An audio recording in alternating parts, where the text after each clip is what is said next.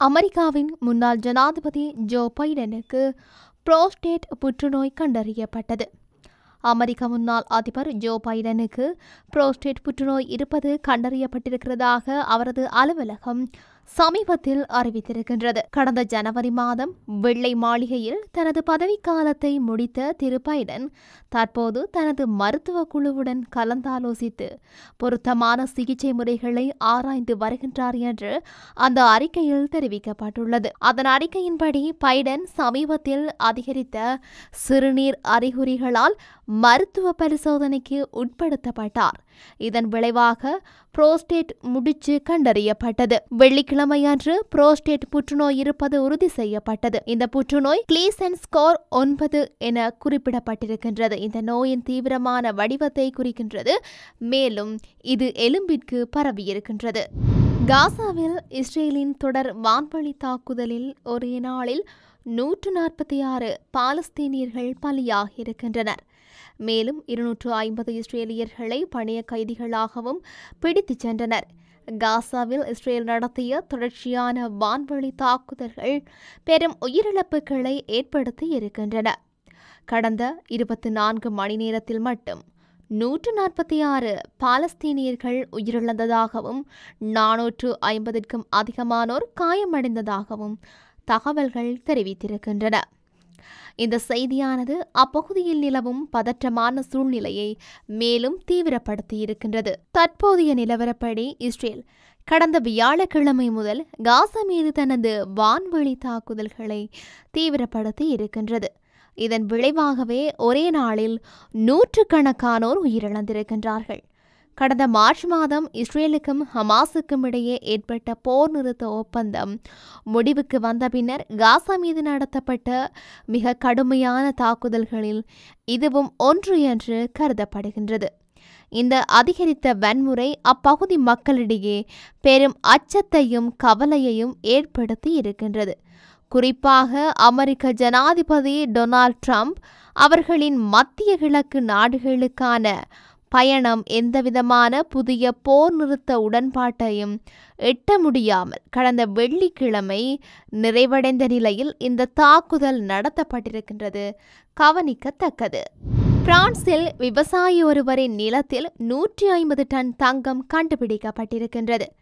பிரான்சின் மத்திய பகுதியில் உள்ள ஆவன் பகுதியில் விவசாயி மிசெல் டுஃபாண்ட் தனது நிலத்தை பார்வையிடும் போது ஒளிரும் பொருள் கண்ணில் பட்டது. நெருக்கமாக சென்று பார்த்தபோது அது உண்மையான தங்கத் துகள்கள் என்று உறுதி செய்யப்பட்டது. முதற்கட்ட ஆய்வுகளின்படி மொத்தமாக 150 டன் தங்கம் அந்த நிலத்தில் இருக்கக்கூடும் என அறிவியல் நிபுணர்கள் தெரிவித்திருக்கின்றார்கள். அதன் மொத்த மதிப்பு 4 பில்லியன் யூரோ என மதிப்பீடு செய்யப்பட்டிருக்கின்றது. இது இக்காலத்தில் ஐரோப்பாவில் கண்டுபிடிக்கப்பட்ட மிக பாரிய தங்க வளமாகும். ஆனால் இக்கண்டுபிடிப்புக்கு பிறகு பிரான்ஸ் அரசு உடனடியாக சுரங்க நடவடிக்கையை தடை செய்திருக்கின்றது. சூழலியல் பாதிப்பு, சட்ட ஒழுங்குகள் உள்ளிட்டவை முழுமையாக ஆய்வு செய்யப்பட வேண்டும் என்பதால் நிலம் மூடப்பட்டிருக்கின்றது. பிரான்சில் தனியார் நிலத்திலும் கிடைக்கும் இயற்கை வளங்கள் மீது அரசாங்கத்துக்கே உரிமை உண்டு என்பதும் இங்கு சுட்டிக்காட்டத்தக்கது.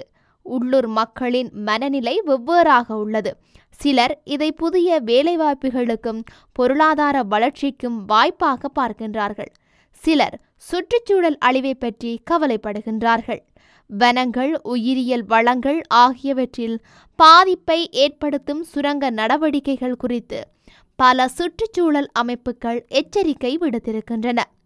இந்த தங்க கண்டுபிடிப்பு நடந்த நேரத்தில் உலகம் முழுவதும் தங்கத்தின் விலை புதிய உச்சத்தை எட்டியிருக்கின்றது என்பதும் சுட்டிக்காட்டத்தக்கது.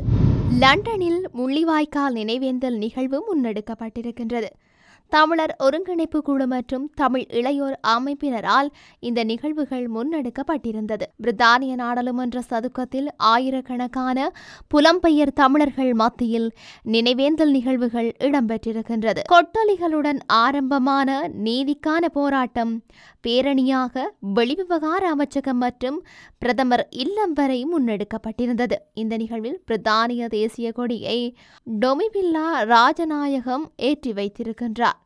தமிழீழ தேசிய கொடியை யாதவி தயாளப்பவன் ஏற்றி வைத்ததை அடுத்து மோகனா சுரேஷ் நினைவு சுடரினை ஏற்றி வைத்தார். இதனையடுத்து நினைவு தூபிக்கு யதுஷன் ஜெயக்குமார் மலர் மாலை அணிவித்ததுடன் தொடர்ந்து நினைவு தூபிக்கு மலர் வணக்கமும் தீப வணக்கமும் இடம்பெற்றன. நிகழ்வில் கவிதைகளும் உரைகளும் முள்ளிவாய்க்காலை நினைவுகூரும் பகிர்வுகளும் இடம்பெற்றதுடன் இறுதியாக கலந்து கொண்டவர்களுக்கு முள்ளிவாய்க்கால் கஞ்சி வழங்கப்பட்டமையும் இங்கு சுட்டிக்காட்டத்தக்கது.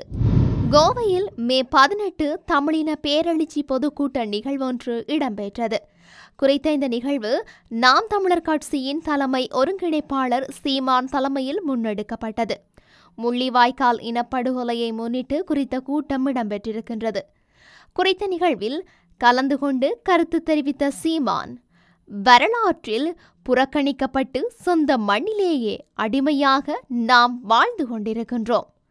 தமிழ் தேசிய மக்கள் நமக்கென்று குரல் எழுப்ப ஒருத்தர் இல்லாமல் தற்போது போராட்ட சூழலுக்கு தள்ளப்பட்டிருக்கின்றனர். இருந்தாலும் தமிழீழத்தையும் தமிழையும் மேலும் வலுவாக வளர்த்து வருகின்றனர் நம் தமிழ் மக்கள். அதனை மீட்டு அவர்கள் கையில் தர உதித்த தலைவர்தான் வேலுப்பிள்ளை பிரபாகரன். தமிழ் தாயின் வரலாற்றில் மாபெரும் தலைவராக பிறந்த எம் தலைவர் அனைத்து தமிழ் மக்களும் வாழ வேண்டுமென நினைத்தமையினால் துரோகத்தால் வீழ்த்தப்பட்டார் என்று சீமான் தெரிவித்திருந்தார். மேலும் தமிழீழ மக்களின் வரலாற்று பாதை, வலிகள், சுமைகள் மற்றும் பலதரப்பட்ட ஏகப்பட்ட விடயங்கள் தொடர்பில் அவர் அந்த கூட்டத்தில் கருத்து தெரிவித்திருந்தமையும் இங்கு சுட்டிக்காட்டத்தக்க ஒரு விடயமாகவே இருக்கின்றது. இந்தோனேஷியாவில் சுமத்ரா தீவில் நேற்றைய தினம் 18ஆம் தேதி ஞாயிற்றுக்கிழமை அதிகாலை வேளையில் 4.6 ரிக்டர் அளவில் நிலநடுக்கம் ஏற்பட்டிருக்கிறதாக அந்த நாட்டு இந்தோனேஷியாவின் ஊடகங்கள் செய்திகள் தெரிவித்திருக்கின்றன.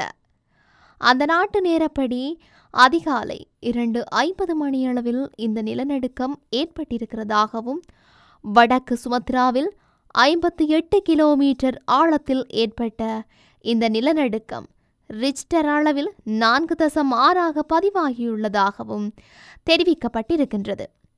இந்த நிலநடுக்கத்தால் கட்டிடங்களில் மெதுவான அசைவுகள் ஏற்பட்டதாகவும் நிலநடுக்கத்தில் யாருக்கும் எந்தவித பாதிப்பும் ஏற்படவில்லை என்றும் அந்த நாட்டு செய்திகள் தெரிவித்திருக்கின்றன. இதேவேளை கடந்த 11ஆம் தேதியும் இந்தோனேஷியாவில் நிலநடுக்கம் ஏற்பட்டமை இங்கு குறிப்பிடத்தக்க ஒரு விடயமாகவே இருக்கின்றது.